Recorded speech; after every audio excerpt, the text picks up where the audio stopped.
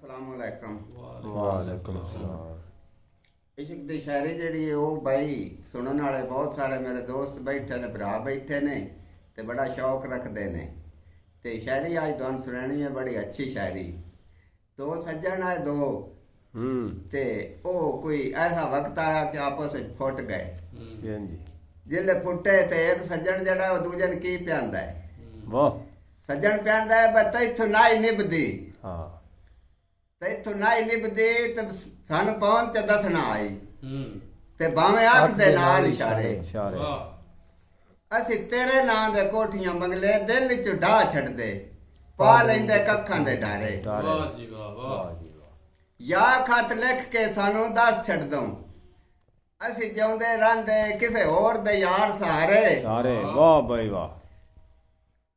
मैं आना अज भी मेरी मन ते तू मान नहीं जा, मान नहीं जा। मैं आना अज भी मेरी मन ते तू मान नहीं जा। अकरम कादरी असी कोई ना सोने यार दे प्यार विसारे। वाह